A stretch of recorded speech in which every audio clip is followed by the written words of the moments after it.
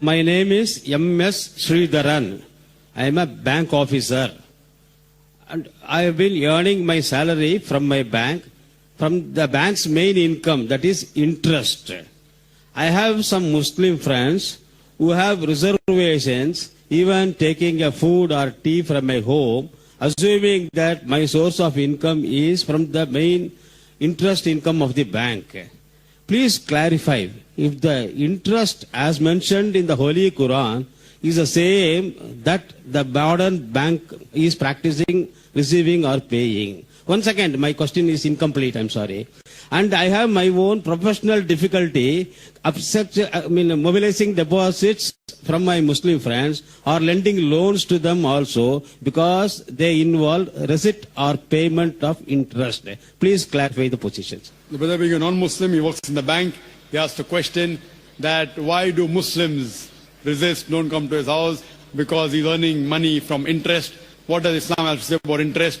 And he finds the difficulty mobilizing fund from the Muslims.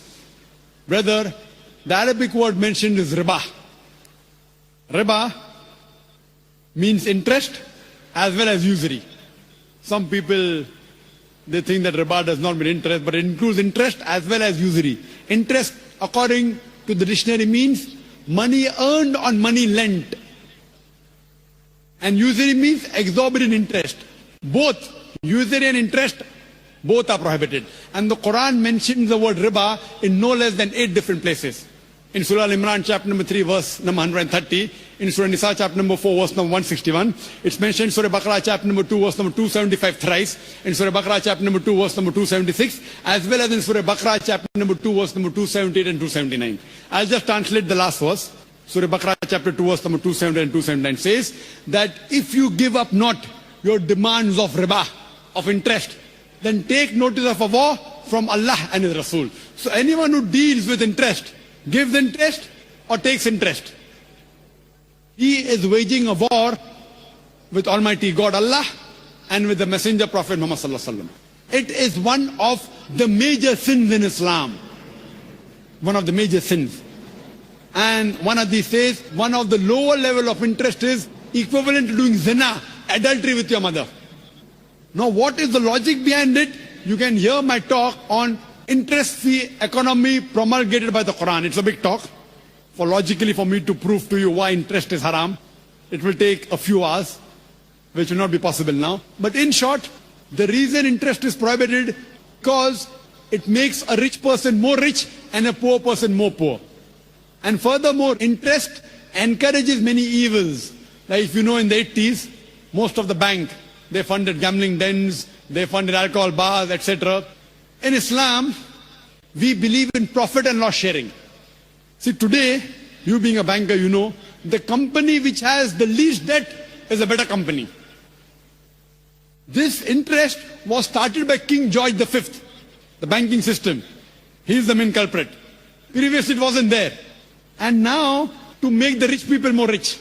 If a poor person wants loan from a bank, it's difficult. You want to see what is his asset, how much is he earning. So it's more difficult for a poor man to get loan. And furthermore, if you analyze the top companies, they are debt-free companies. Therefore, today we find stock listing. You know Anil Ambani, he floated the Reliance Power. How many? 1.1 lakh crores. You got 100 times more than what he wanted. No bank would have given him so much money. What he did? He floated stock. What is stock? It is Islamic system, profit and loss sharing. Correct? In interest, it is haram because there are many negative factors. In Islam, we believe in profit and loss sharing. You know, you buy shares. You buy shares of a company. If you make profit, you get profit. If you make loss, you make a loss. It's not fixed, 8%, 9%. And the other person makes a lot of money. So what they do, they float shares. So if you buy stock of a halal company, as long as it's not alcohol company, it's not bank, it's not haram activity, it is Islamic. So we in Islam believe in profit and loss sharing.